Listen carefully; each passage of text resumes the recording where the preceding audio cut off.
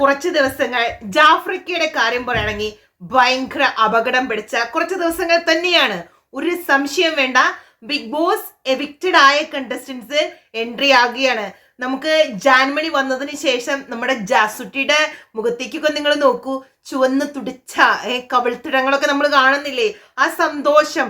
Big ബോസേ എത്ര വട്ടാന്നറിയോ ലൈവിലൊക്കെ ഇരുന്ന് കരയുന്നേ, എല്ലാവരെയും ഒന്ന് കയറ്റി വിടൂ. കാരണം പറയാൻ പറ്റില്ലല്ലോ, ഗബ്രിയെ ഒന്ന് കയറ്റി വിടൂ. അങ്ങനെ പറയാൻ പറ്റാത്തതിന്റെ പേരിൽ ബിഗ് ബോസിനോട് കരഞ്ഞ് കാലൊടിക്കുന്ന ജാസുട്ടിയെ നമ്മൾ കാണുന്നുണ്ട്. അതിനെക്കുറിച്ച് സീരിയസ് ആയി കുറച്ച് കാര്യങ്ങൾ പറയാനുണ്ട്. ആദ്യമായി ചാനൽ കാണുന്ന ആളുകളാണെങ്കിൽ ഒന്ന് സബ് ചെയ്യണേ. ഇനി 2-3 ദിവസം കൂടി മാത്രമേ ഉള്ളൂ നമ്മുടെ ഈ ബിഗ് ബോക്സ് ഒക്കെ ഒന്ന് അവസാനിക്കാൻ വേണ്ടിയിട്ട്. അപ്പോൾ സബ് ചെയ്യാത്തവരൊക്കെ സബ് ചെയ്യണം. ലൈക്ക്, കമന്റ്സ്, നോട്ടിഫിക്കേഷൻ ബട്ടൺ കൂടി ക്ലിക്ക് ചെയ്യുകയാണെങ്കിൽ നമ്മളിടുന്ന വീഡിയോസ് ബിഗ് ബോസ് കഴിഞ്ഞാൽ നമ്മൾ അടിപൊളി വീഡിയോസ് ഒക്കെ ആയിട്ട് വരുന്നതാണ്. അപ്പോൾ അതൊക്കെ നിങ്ങൾക്ക് പെട്ടെന്ന് കിട്ടണമെന്നുണ്ടെങ്കിൽ നോട്ടിഫിക്കേഷൻ ബട്ടണും കൂടി ഒന്ന് ക്ലിക്ക് ചെയ്യണം. ജാഫ്രിക്കയുടെ കാര്യം ആലോചിക്കുമ്പോൾ എനിക്ക് ഭയങ്കര ഒരു ടെൻഷനാണ്. ഇപ്പൊ നമുക്കറിയാം, ഒരാഴ്ച കൊണ്ട് ഒരു വലിയ മേജർ ബ്ലോക്ക് വന്ന ഒരു പേഴ്സൺ ആണ് ജാഫ്രിക്ക. പക്ഷേ ഗബ്രി വരുന്നു, ഗബ്രിയെ നീ ഓടി വരൂ എന്ന് ജാസ്മിൻ ഓരോ പ്രാവശ്യം പറയും തോറും ഈ ജാഫ്രിക്കയ്ക്ക് ഇനിയിപ്പോ എത്ര ബ്ലോക്ക് വരും, അത് ഏത് ലെവല് വരെ പോകും? ജാഫ്രിക്ക പറഞ്ഞ കുറച്ച് വോയിസും ജാഫ്രിക്കയുടെ മധുരകരമായ, അതായത് ഗബ്രിക്ക് കൊടുക്കുന്ന ഉപദേശങ്ങളൊക്കെ നമ്മൾ പല ചാനലുകളിൽ പല വോയിസ് ആയിട്ട് നമ്മൾ കേട്ടായിരുന്നു. പച്ചത്തെറിയൊക്കെ വിളിക്കുന്നത് നിങ്ങളിൽ എല്ലാവരും ഈ ബീപ് ബീപ് സൗണ്ട് ഒക്കെ ഇട്ട് നമ്മൾ കേട്ടായിരുന്നു. അപ്പോൾ ഈ റീ എൻട്രി ടൈമിൽ എന്താണ് ബിഗ് ബോസിന് സംഭവിക്കാൻ പോവാ? നിങ്ങൾക്കറിയാം, ഗബ്രിയെ വെൽക്കം ചെയ്യാനായിട്ടുള്ള ബൊക്കെ എന്നൊന്നും പറയണ്ട, ഗബ്രിയെ വെൽക്കം ചെയ്യാനായിട്ടുള്ള ഒരു ലവ് ലെറ്റർ ഒക്കെ വെറും വാഴ ഇലയിൽ, അതായത് ഇപ്പൊ അത് മാത്രമേ അവർക്ക് അവൈലബിൾ ആയിട്ടുള്ളൂ. അപ്പോൾ എന്ത് തന്നെ ആയാലും വരുന്ന ഗബ്രിയെ സ്വീകരിക്കാൻ ജാസ്മിൻ റെഡിയാണ്. തനിക്ക് ആകെയുള്ളത് ഒരു വാഴയിലയും ലിപ്സ്റ്റിക്കോ എന്തോ നെയിൽ പോളിഷൊക്കെ വെച്ച് ഗബ്രിയുടെയും ജാസ്മിന്റെയും പേരൊക്കെ എഴുതി. ഈ വ്യക്തിയെ ആര് പറഞ്ഞ എല്ലാരും പറയുന്നു ജാസ്മിൻ വളരെയധികം നന്നായി, വളരെ ബെറ്ററായി, നല്ല ക്യാരക്ടറായി. ഞാൻ അപ്പൊ തന്നെയും പിന്നെയും പറയാറുണ്ട്, ഈ പട്ടിയുടെ വാല് കുഴലിലിട്ടാൽ ഒരു വ്യത്യാസം വരത്തില്ല, ജാസ്മിനെ പോലെ തന്നെ ഇരിക്കുന്നത് നമ്മൾ പല പ്രാവശ്യം പറഞ്ഞിട്ടുണ്ട്. അതൊക്കെ വെച്ചിട്ടാണ് കേട്ടോ.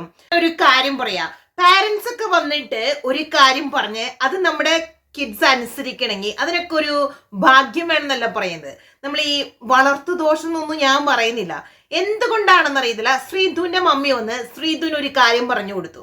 അതായത് രാത്രിയിലുള്ള സംസാരവും ലേറ്റ് അടച്ചിട്ടുള്ള സംസാരം ഒന്നും വേണ്ടാന്ന്. അത് പിന്നെ ശ്രീധു അത് ചെയ്യുന്നത് നമ്മൾ കണ്ടിട്ടില്ല അല്ലേ? അതെന്താ കാരണം? കാരണം ശ്രീധു എന്ന് പറയുന്ന വ്യക്തിക്ക് ശ്രീധുവിന്റെ പാരന്റ്സുമായി അതുപോലെ ഒരു ബന്ധമുണ്ട്. തൻ്റെ പാരന്റ്സ് ഒരു കാര്യം പറഞ്ഞു തരുന്നത് തനിക്ക് നന്നാകാനാണ് എന്നുള്ള നല്ല ഉത്തമ ബോധ്യമുള്ളത് കൊണ്ട് തന്നെയായിരിക്കും ആ വ്യക്തി പിന്നീട് അത് ചെയ്യാതിരിക്കുന്നത്. എനിക്ക് ദോഷം വരുന്ന ഒരു കാര്യവും തൻ്റെ പാരന്റ്സ് ചെയ്യില്ല എന്നുള്ളൊരു വിശ്വാസം, അതൊക്കെ ആയിരിക്കും നമ്മൾ ശ്രീധുവിൽ കാണുന്നത്. പക്ഷേ ജാസ്മിൻ എന്ന് പറയുന്ന വ്യക്തിക്ക് ഇപ്പൊ എത്ര പ്രാവശ്യമായി, അതായത് പാരന്റ്സ് വന്നതിന് ശേഷം ആ മാല മേടിച്ചുകൊണ്ട് പോകുന്നു, ആ ഫോട്ടോ എടുത്തു മാറ്റുന്നു.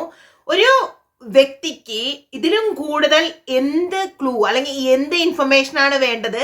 താൻ ചെയ്യുന്നത് ശരിയല്ല, തൻ്റെ ആറ്റിറ്റ്യൂഡ് മാറ്റാനുണ്ട്, ഈ നിലയ്ക്ക് പോകുകയാണെങ്കിൽ എൻ്റെ കാര്യം കട്ടപ്പുകയാണ് എന്ന് പറയാതെ ആ പാരന്റ്സ് അവിടെ പറഞ്ഞു കൊടുത്തു. തനിച്ച് നിന്ന് കളിക്കണമെന്ന് പറഞ്ഞു കൊടുത്തു.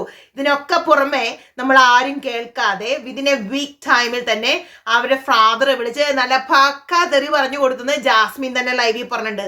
ഇതൊക്കെ സംഭവിച്ചിട്ടും ജാസ്മിൻ എന്ന് പറയുന്ന വ്യക്തിക്ക് എന്തെങ്കിലും ഒരു ഡിഫറൻസ് ഉണ്ടോ? ഒരു ഡിഫറൻസും കാണില്ല. ഇതൊന്നും മാറത്തില്ല, മാറാനും പോണില്ല.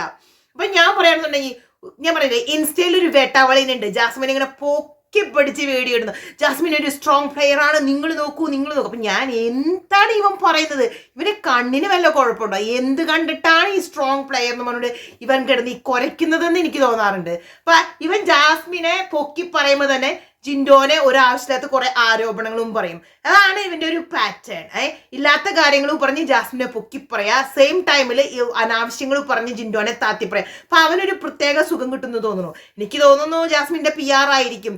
ഇതുപോലൊരു ഗതികെട്ടവനെയാണല്ലോ PR ആയി വെച്ചിട്ടാണല്ലോ ഇവൻ പോയിരിക്കണേന്ന് നോക്കും. പിന്നെ വേറൊരു തരത്തിൽ ആലോചിക്കുമ്പോൾ ജാസ്മിൻ എന്ന് പറയുന്ന വ്യക്തിക്ക് ഇങ്ങനെയുള്ള PRകളെ കിട്ടാൻ ചാൻസ് ഉള്ളൂ. അത് ഞാനിവിടെ ഒന്ന് മെൻഷൻ ചെയ്തെന്ന് മാത്രമേ ഉള്ളൂ. ഞാൻ ഇൻസ്റ്റയിൽ പോകുമ്പോൾ ഇങ്ങനെ ഒരു വീഡിയോ എന്നും കാണാം, ഈ വേട്ടവളയും കുത്തിയിരുന്ന് ഓരോ കാര്യങ്ങൾ പറഞ്ഞ് ഇല്ലാത്ത കാര്യങ്ങൾ ഇങ്ങനെ പടച്ചു വിട്ട് ജിൻഡോക്കെതിരെ ഇല്ലാത്ത നുണകൾ കലക്കി വിടുന്നത്.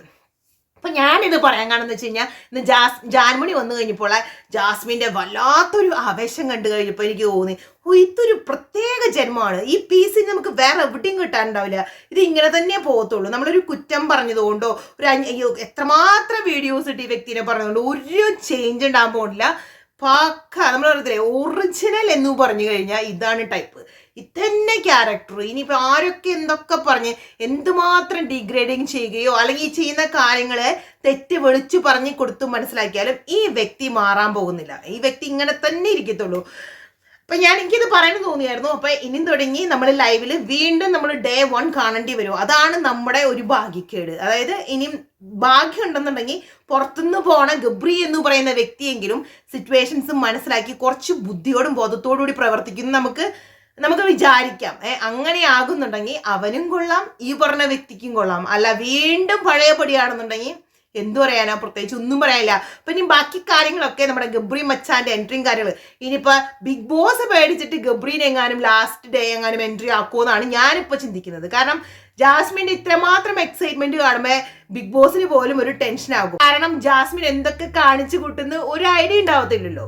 അപ്പൊ മക്കളെ, നിങ്ങൾ ആരും മറക്കണ്ട, വോട്ടിംഗ് ഒക്കെ സ്റ്റാർട്ട് ചെയ്ത് കഴിഞ്ഞു.